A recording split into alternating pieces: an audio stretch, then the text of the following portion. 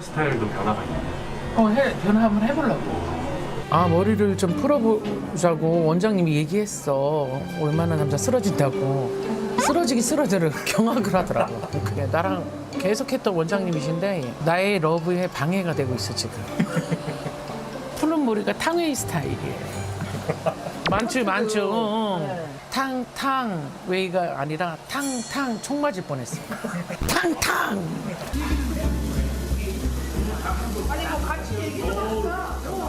아니 내가 들으려고 그런 건 아니고 뭐 장을 봐가지고 집에 가고 뭐 이런 일 하신 것 같은데 집에 왜 가? 놀러도 가야지. 어디로 놀러 가? 장을 봐가지고 집에 가지 아니 뭔 소리야.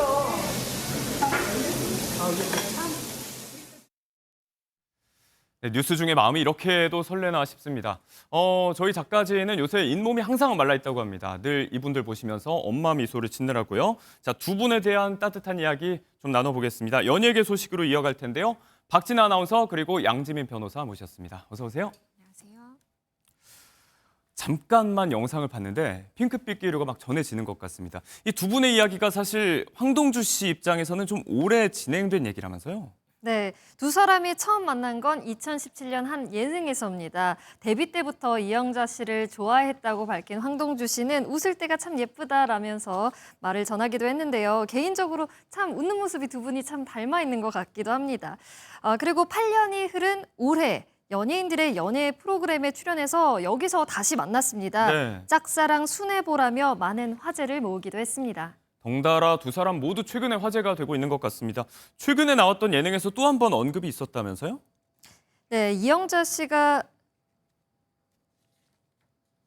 최근에 나왔던 예능에서는 예. 일일 출연자로 황동주 씨가 출연을 했는데요. 네. 이영자 씨에 대한 언급을 했습니다. 프로그램이 끝나고 나서 전화번호를 매니저를 통해 전달을 했는데 문자 올 때마다 행복하다며 로맨틱 동주의 모습을 여전히 보여주는 모습이었습니다. 네. 또 이성으로 느껴지냐는 질문을 했는데 네네네. 자신은 그럴 수 있다라면서 쑥스럽게 대답을 했습니다. 하지만 이 방송을 통해서 마음을 표현하는 것에 있어서 굉장히 조심스러워하고 배려 있는 모습을 보이기도 했습니다. 자신은 그렇게 볼 수 있는데 이영자 씨는 자신을 이성으로 볼지 모르겠다라고 좀 수줍게 이야기를 했다고 하는데 저는 이제 남자다 보니까 좀 객관적일 수가 없을 것 같고 변호사님께서 보시기에 우리 황동주 씨의 설렘 포인트 어디에 있다고 보세요?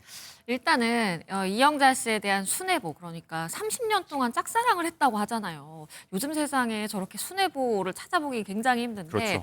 6살 연하인 남자가 이렇게 확신을 가지고 다가온다라는 것 자체가 뭔가 심쿵 포인트 아닐까 싶습니다. 연하남의 직진 면모 모먼트, 순정파의 면모가 또 설렘 포인트가 되고 있는 것 같다는 말씀 주셨습니다. 자, 두 분 덩달아 지금 화제가 되고 있다는 말씀을 드렸어요. 사랑의 힘일까요? 사랑을 무럭무럭 먹고 자라고 있습니다. 4월 예능인 브랜드 평판 조사에서 이영자 씨가 1위를 차지했다면서요. 네, 황동주 씨와의 러브라인 이슈로 관심이 높게 사면서 이영자 씨의 브랜드 가치가 또 크게 끌어올린 것으로 보이는데요. 예. 이영자 씨 브랜드에 대한 긍정 비율이 93%를 넘어섰습니다. 2위가 유재석 씨, 3위가 강호동 씨였고요. 1위를 당당히 해냈습니다. 앞으로도 이영자 씨의 행보가 기대가 됩니다. 좋은 일이 있다 보니까 뭐 일도 술술 잘 풀리는 거 아닌가 싶기도 하고요. 자, 두 사람 말고도 이렇게 핑크빛 설렘 기류를 만끽하고 있는 분들이 또 연예계에 계시다면서요? 네, 바로 김숙 씨와 구본승 씨 얘긴데요. 연예 커플 매칭 프로그램에서 최종 커플이 된 두 사람. 최근 근황을 물으니까 어젯밤에도 연락을 했다면서 한 방송에서 지속적인 연락을 하고 있음을 밝혔는데요. 구본승 씨로부터 뭐 직접 잡은 무늬 오징어도 선물 받았다고 하면서 네. 러브라인을 이어가는 듯한 모습에 시청자들은 흐뭇해하기도 했습니다.